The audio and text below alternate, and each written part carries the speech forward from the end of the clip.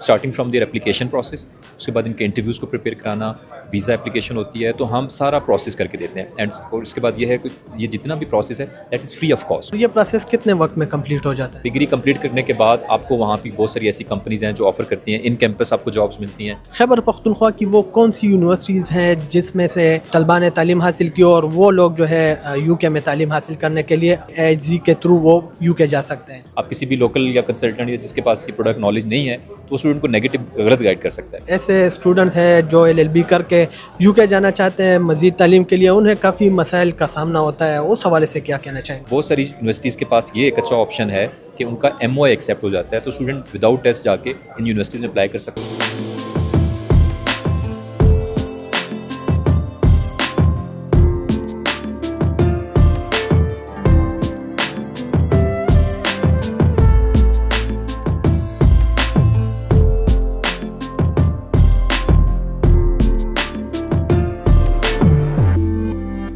अस्सलाम वालेकुम नाजरीन, मैं हूं आपका मेज़बान आमिर मुआविया और आप देख रहे हैं वक्त डिजिटल।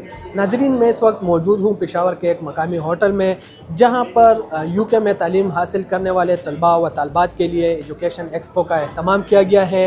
इस एक्सपो में खैबर पख्तूनख्वा के मुख्तलिफ़ तालीमी इदारों से ताल्लुक़ रखने वाले तलबा व तालबात ने कसीर तादाद में शिरकत की है।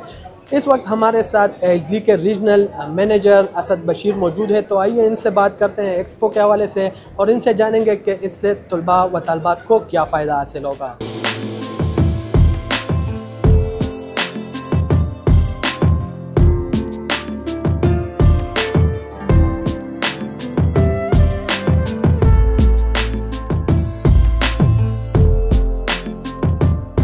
जी बिल्कुल, इस वक्त हमारे साथ असद बशीर साहब मौजूद हैं, आइए इनसे बात करते हैं। ये बताइएगा कि इस एक्सपो का मकसद क्या है, इससे स्टूडेंट्स को क्या फ़ायदा हासिल होगा? जी, thank you so very much. सबसे पहले आपका शुक्रिया एक्सपो पे आने के लिए। बेसिकली हम लोग लीडिंग यूके यूनिवर्सिटी रिप्रेजेंटेटिव हैं पाकिस्तान के अंदर, दुनिया के अंदर, और हम लोग जो यूके यूनिवर्सिटीज़ हैं उनको यहाँ पर रिप्रेजेंट कर रहे हैं, जो टॉप की यूके यूनिवर्सिटीज़ हैं हमारी। बेसिकली हमारा पर्पज़ ये है कि स्टूडेंट्स को हम गाइड कर रहे हैं और द यूनिवर्सिटीज़ जहाँ पे स्टूडेंट जाके अपने कैरियर को परस्यू कर सकते हैं, जहाँ पे स्टूडेंट जाको। और यहाँ पे जो हमारी यूनिवर्सिटीज़ आपने देखा होगा, जो यूनिवर्सिटी डिफरेंट यूनिवर्सिटीज़ आई हुई हैं, यूके के रिप्रेजेंटेटिव्स आए हुए हैं डिफरेंट यूनिवर्सिटीज़ के, स्टूडेंट को गाइड कर रहे हैं, उनकी काउंसलिंग कर रहे हैं। और AHZ एक ऐसा प्लेटफॉर्म है जो स्टूडेंट को गाइड करता है properly for the UK universities, और जहाँ पे जाके स्टूडेंट अपना कैरियर परस्यू कर सकते हैं किसी भी टॉप यूके की यूनिवर्सिटीज़ के अंदर। और सेकेंडली ये है कि AHZ इस टाइम पाकिस्तान के तमाम बड़े शहरों के अंदर मौजूद है। जैसा कि आपने देखा आज पेशावर में एक बहुत बड़ा क्राउड आया, बहुत सारे स्टूडेंट्स अभी भी आ रहे हैं, मैं देख रहा हूँ काफ़ी ज़्यादा स्टूडेंट्स जो है अभी भी बैठे हुए हैं रिप्रेजेंटेटिव के पास। इसके अलावा हमारी जो ब्रांचेज़ हैं इस्लामाबाद के अंदर है, मीरपुर के अंदर हैं, लाहौर के अंदर है, कराची है, गुजरांवाला है, फैसलाबाद है, मुल्तान है। तो AHZ जो है पूरी पाकिस्तान के अंदर डील कर रहा है स्टूडेंट्स को गाइड करने के लिए फॉर द बेटर सर्विसेज।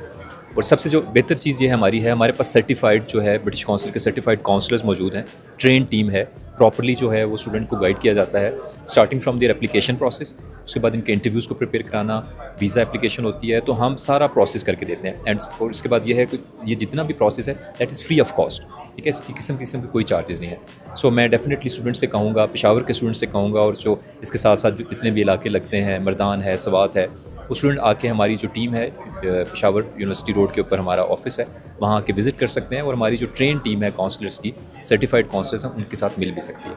अच्छा जी, बाहर जो है कंसल्टेंट्स बाकायदा इसकी रकम जो है वो भी लेते हैं, जिस तरह आपने कहा कि आप लोग रकम भी नहीं लेते, ये भी बताइएगा कि खैबर पख्तूनख्वा की वो कौन सी यूनिवर्सिटीज़ हैं जिसमें से तलबा ने तालीम हासिल की और वो लोग जो है यूके में तालीम हासिल करने के लिए आप यानी AHZ के थ्रू वो यूके जा सकते हैं? अच्छा, पहला जो सवाल आपने किया बड़ा अच्छा सवाल किया कि पैसों के हवाले से कि कोई हम पैसे नहीं लेते। ये एक बहुत बड़ा ट्रेंड है यहाँ पे जो मैं स्टूडेंट्स को बताना चाहूँगा कि AHZ के अंदर कोई भी किसी किस्म की कॉस्ट इन्वॉल्व नहीं होती, कोई भी पैसे इन्वॉल्व नहीं होते। हम फ्री काउंसलिंग करते हैं स्टूडेंट की, किसी किस्म का कोई फाइनेंस इसके अंदर इन्वॉल्व नहीं होता। ये एक बड़ा इंपॉर्टेंट मैसेज है स्टूडेंट के लिए कि आप किसी भी ऐसे लोकल कंसल्टेंट्स या जो भी इस तरह के लोग काम कर रहे हैं जो आपको पैसों के लिए जस्ट पैसों की खातिर आपको लेके आ रहे हैं कि जी हम पैसे लेंगे और आपको यूके भेज देंगे, ऐसा नहीं है। AHZ फ्री ऑफ कॉस्ट काम करता है। सेकंड क्वेश्चन आपका था कि ऐसे कौन से इदारे हैं जो पेशावर के अंदर हम यूनिवर्सिटीज़ के साथ काम कर रहे हैं, हम स्कूल्स के साथ काम कर रहे हैं, हम कॉलेजेस के साथ कर रहे हैं। यूनिवर्सिटी ऑफ पेशावर के स्टूडेंट्स यहाँ पे मैंने देखा, सरहद यूनिवर्सिटी के स्टूडेंट आए हुए हैं, IM साइंसेस के स्टूडेंट आए हुए हैं, इकरा यूनिवर्सिटी के स्टूडेंट्स आए हुए हैं, और हमने काफ़ी सारी यूनिवर्सिटीज़ के साथ इस्लामाबाद में MOU भी साइन किया है, जिसमें कस्ट यूनिवर्सिटी ऑफ इस्लामाबाद है, इकरा यूनिवर्सिटी है, और बहुत सारी आगे आने वाली यूनिवर्सिटी, बहरिया, एयर, काफ़ी यूनिवर्सिटीज़ हैं, कॉमसेट है, इसके साथ हमारा MOU साइन होना है। सर उसमें सिर्फ हमने जस्ट साइन नहीं करना, हम उनके स्टूडेंट्स को प्रॉपर करियर काउंसलिंग देंगे कि वो अगर अपना करियर परस्यू करना चाहते हैं UK की यूनिवर्सिटीज़ के अंदर, तो AHZ जो है ऐसा प्लेटफॉर्म है जहाँ पे आपको सारी चीज़ें मिलेंगी। आपको फ्री काउंसलिंग मिलेगी, आपको हर यूनिवर्सिटी मिलेगी, हर कोर्स मिलेगा। ये कोई इतना इजी प्रोसेस नहीं है कि आपने किसी के पास भी जाएंगे और आपको ये सारी सर्विसेज मिल जाएंगी।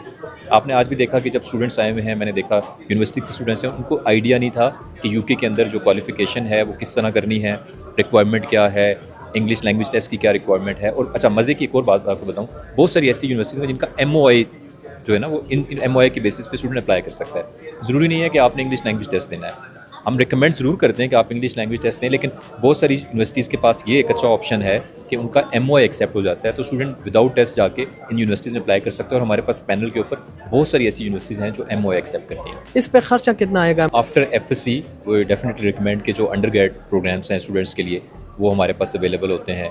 इसके बाद आफ्टर जब वो अपना बैचलर्स कंप्लीट करते हैं, बैचलर्स के बाद डायरेक्ट मास्टर्स के लिए जा सकते हैं। जो UK के अंदर सबसे अच्छी बात आपने देखा होगा, पाकिस्तान के अंदर जो बैचलर्स प्रोग्राम है वो 4 साल का है, ठीक है।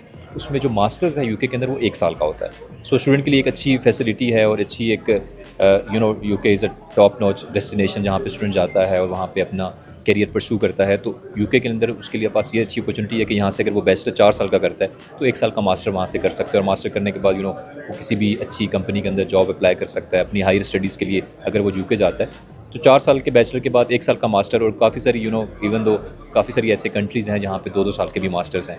सो UK के अंदर एक अच्छा ऑप्शन है स्टूडेंट्स के लिए। 4 साल के बाद आप इजीली हायर स्टडीज़ के लिए आप UK में किसी भी अच्छी यूनिवर्सिटी में मास्टर्स कर सकते हैं। स्कॉलरशिप क्राइटेरिया से मुतालिक भी बताएं।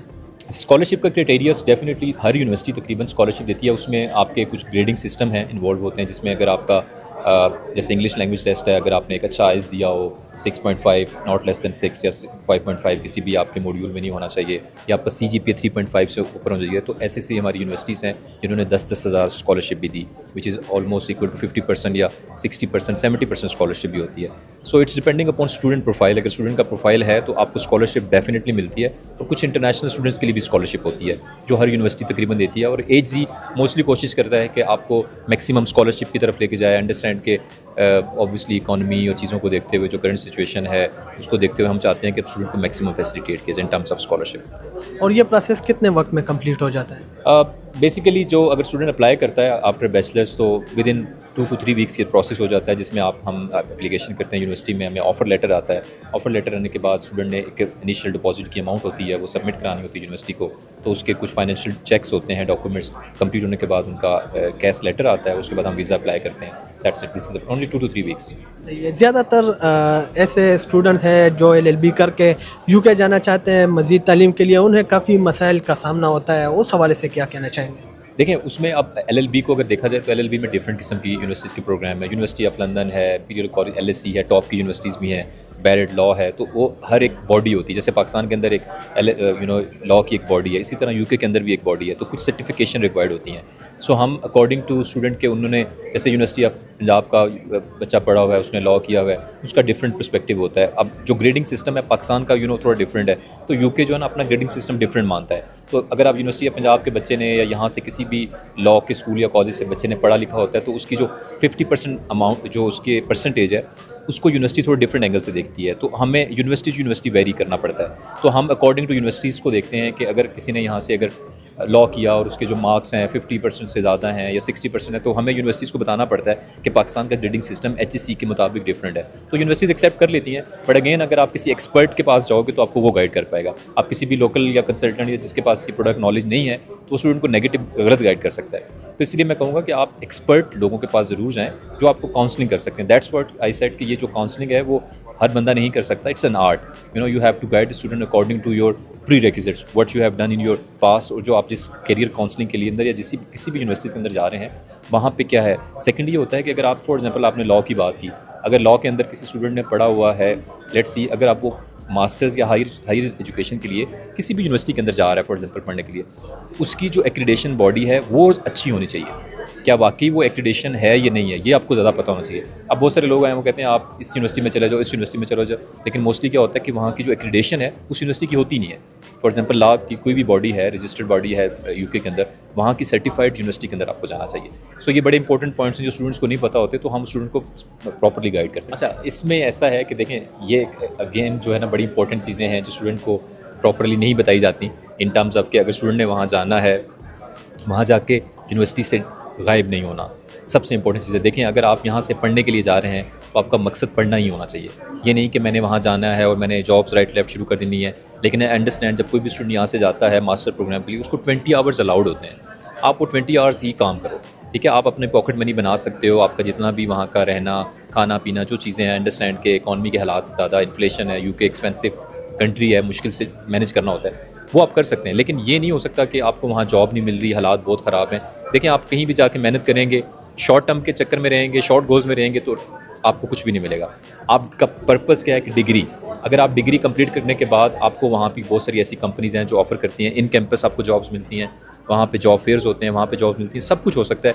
लेकिन कोई भी अगर आप ये सोचेंगे कि मैं सिर्फ जाना है और इनिशियल डिपॉजिट पे करने के बाद यूनिवर्सिटी जाके गायब हो जाना है, प्लीज़ इस चक्कर में ना रहें।